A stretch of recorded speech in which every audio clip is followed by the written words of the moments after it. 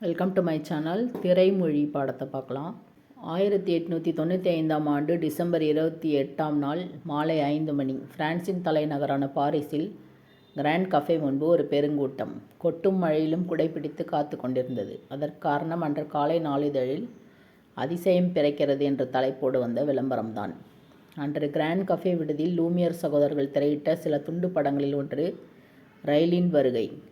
திரையில் ரயில் முன்னோக்கி வேகமாக வருவதை பார்த்து ரயில் நம்மீது ஏறிக்கொள்ளப் போகிறது என்ற அச்சத்தில் பலரும் அரங்கத்தை விட்டு அலறி அடித்து கொண்டு வெளியில் ஓடினர். அப்படி மக்களை அச்சப்பட வைத்த திரைப்படக்கலை நிகழ்காலத்தில் கொண்டாட்டத்திற்குரியதாக மாறியுள்ளது. லூமியர் சகோதரர்கள் மூலம் உருவான திரைப்படக்கலை இன்று உலகையே ஆள்கிறது. நாம் அணியும் உடை, உணவு, அரசியல் என எல்லாவற்றையுமே தீர்மானிக்கும் அளவுக்கு திரைப்படம் வளர்ந்திருக்கிறது. அக்கலையின் வளர்ச்சிக்கு பெரும்பங்காற்றிய அறிஞர்கள் சிலர். அவர்களுள் முதன்மையானவர் தாமஸ் ஆல்வா எடிசன். இவர்தான் அசையும் உருவங்களை படம் பிடிக்கும் கருவியை கண்டுபிடித்தார். அதன் பிறகு லூமியர் சகோதரர்கள் படப்பிடிப்பு கருவியோடு திரையிடும் கருவியையும் சேர்த்து ப்ரொஜெக்டர் திரைப்படம் என்னும் விந்தையை உலகுக்கு அளித்தனர். தொடர் வளர்ச்சியாக திரைப்படத்தில் கதையும் சொல்லலாம் என்பதை நிகழ்த்தி காட்டிய பெருமைக்குரியவர் ஜார்ஜ் மிலி. திரைக்கதை. ஒரு திரைப்படத்தின் வெற்றிக்கு காரணம் கதையும் கதை சொல்லும் முறையுமே. உலகின் சிறந்த படங்களும் வணிக வெற்றி படங்களும் பார்வையாளர்களை திரையுடன் ஒன்ற வைக்கும் வகையிலான திரைக்கதைகளை கொண்டவை. திரைக்கதைகள் பலமுறை எழுதி திருத்தம் செய்யப்பட்டு உருவாக்கப்படுபவை. இத்தகைய உழைப்போடு உருவாக்கப்படும் படங்கள் மட்டுமே பார்வையாளர்கள் உள்ளத்தில் நிலைக்கின்றன. காட்சியின் ஆற்றல். காட்சி என்பது கதை நகர்வுக்கு உதவுவது. திரைப்படத்தில் காட்சிகள் சிறப்பாக அமைந்தால் வசனத்திற்கு கூட 2ஆம் இடம்தான். நாடகத்தில் விளக்கை அனைத்தும் திரையை இறக்கியும் காட்சி மாற்றத்தை காண்பிப்பார்கள். திரைப்படத்தில் காட்சிகளை அடுத்தடுத்து வைப்பதன் மூலம் கதையை சொல்வார்கள். முதல் காட்சியில் தோழி ஒருத்தி கதாநாயகியிடம் தொடர் வண்டி பயண சீட்டை கொடுப்பாள். அடுத்த காட்சியில் கதாநாயகி தொடர் வண்டியில் இருப்பாள். என் 7 வீரையா தெரு என்று ஒரு முகவரியை சொல்லிக் கொண்டிருக்கும் போதே அந்த முகவரியில் சென்று காட்சி நிற்கும். அடுத்த காட்சி விளையாட்டு அரங்கம் எனில் அங்கு எழும் ஒலிகள் முதல் காட்சி முடிவதற்கு முன் தொடங்கிவிடும். காட்சிகள் மாறுவதை உணர்த்த ஒரு காட்சியை சிறிது சிறிதாக மங்கலாக்கி இருள் காட்சியாக மாற்றுவர். இதை காட்சி மறைவு என்பர். Fat out.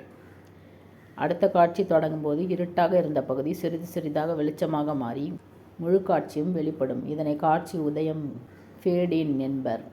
ஒரு காட்சி மறையும் போதே அடுத்த காட்சி தெரிய தொடங்கும். இதனை கலவை கூட்டு மிக்ஸ் என்பர். பழைய காட்சியை அழித்து கொண்டே அடுத்த காட்சி தோன்றுவதை அழிப்பு என்பர். வாய்ப்பு. இப்படி பல்வேறு உத்திகள் இயக்குனராலும் தொகுப்பாளராலும் காட்சி நகர்வுக்கென பயன்படுத்தப்படுகின்றன. ஒருவன் ஓடி வருவதை காட்டிவிட்டு அதை பார்ப்பவன் ஏன் இப்படி ஓடி வருகிறீர்கள் என்று கேட்க வேண்டியதில்லை. என்னாச்சு என்று கேட்டால் போதும். இது காட்சி மொழியின் தன்மை. உணர்ச்சிகளை காண்பிக்க முகத்தை மட்டுமே காண்பித்தால் போதும். அதுபோல கட்டுப்படுத்த முடியாத கோபம் என்றால் நடிகர் கத்தி கூச்சல் போடுவதை காட்ட வேண்டிய அவசியமில்லை. கையில் பிடித்திருக்கும் கண்ணாடி குவளை இறுக பிடித்து உடைப்பதை காட்டினால் போதும். பார்வையாளர்களால் புரிந்து கொள்ள முடியும். இதைத்தான் திரைப்படத்தின் காட்சி மொழி என்கிறோம். படத்தொகுப்பு. தேவையற்ற காட்சிகளை நீக்கி தேவையான காட்சிகளை பொருத்தமான வகையில் சேர்ப்பதே படத்தொகுப்பு. காட்சிகளை மாற்றி மாற்றி வைப்பதன் மூலம் வெவ்வேறு காட்சிகளை உருவாக்கி காட்ட முடியும். இவ்வாறு காட்டுவதை க்ளோஷோவ் எஃபெக்ட் என்பர்.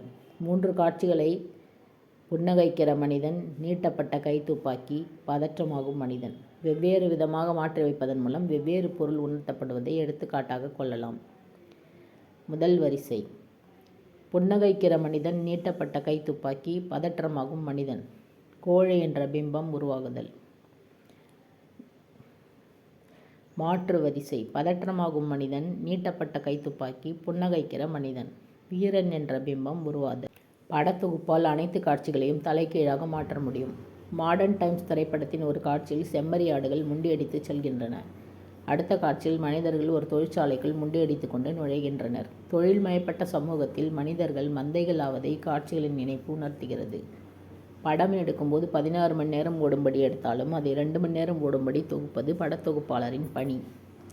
இப்படி தொகுக்கும் ஆற்றல் மூலமே கதை சொல்லலுக்கு உயிரூட்ட முடியும். ஒலிக்குறிப்பு. பின்னணி இசை திரைப்படத்தின் உணர்வுகளை வெளிக்கொண்டு வர உதவும் மற்றொரு கலை. பின்னணி இசை சேர்ப்பும் சில வேளைகளில் மௌனமும் திரையில் உணர்வுகளை வெளிக்கொண்டு வர உதவுகின்றன. எடுத்துக்காட்டாக கதைநாயகி சன்னல் வழியாக தலையை நீட்டி வெளியே தெரியும் ஒரு காட்சியை வெறித்து பார்க்கிறாள் எனில் தெரு காட்டப்படுவதில்லை. அவள் தெருவை பார்ப்பது மட்டுமே காட்டப்படுகிறது. அக்காட்சியில் ஒரு மகிழ்ந்து புறப்பட்டு செல்லும் ஒளி இணைக்கப்படுகிறது. இதில் அவளை பார்க்க வந்தவர் அவள் விருப்பத்திற்கு மாறாக அங்கிருந்து புறப்பட்டு செல்கிறார் என்ற நிகழ்வு அப்பெண்ணின் முகபாவனை மூலமே சொல்லப்படுகிறது. பாத்திரங்களின் மனக்கவலைகள், அலைக்கழிப்புகள் ஆகியவற்றை எதிரொலிப்பதாகவும் எடுத்துக்காட்டுவதாகவும் இசை இருக்க வேண்டும். அது நமக்கு பாத்திரங்களின் உணர்வுகளுக்கு விதிவுரை வழங்குவதாக இருக்க வேண்டும். அதேபோல் மௌனம் உரையாடலை விட அதிகம் பேசுவதாக இருக்கும். நல்ல திரைப்படம். முறையான காட்சி மொழியுடன் நல்ல கலையாக உருவாகும் படத்தில் பொய்மைகளும் இருக்க முடியாது. நம் மூளையை மழுங்க செய்யும் கவர்ச்சிகளும் இடம்பெறாது. இந்த கலைப்படைப்புகள் உண்மையை பேசும். அதன் மூலம் காண்பிக்கப்படும் வாழ்வில் நம் அனுபவத்தை மேம்படுத்தி வாழ்க்கையை வளமாக்கும். அத்தகைய திரைப்படங்களைத்தான் கலைப்படங்கள் என்கிறோம். கர்நாடக மாநிலத்தில் ஹெக்கோடு என்னும் சிற்றூர் மக்கள் திரைப்படம் பார்த்ததே இல்லை. 1977 ஒரு முயற்சியாக விருது பெற்ற உலகின் முன்னணி திரைப்படங்கள் அங்கு 6 நாள் திரையிடப்பட்டன. அம்மக்கள் தங்களுக்கு படங்களை பற்றி பலவாறாக கலந்துரையாடி கொண்டனர். படிப்பறிவு இல்லாத அந்த எளிய மக்களின் கருத்துக்கள் திரைப்பட வல்லுநர்களின் கருத்துக்களுக்கு ஈடாக இருந்தன. இது எவ்வாறு சாத்தியமானது?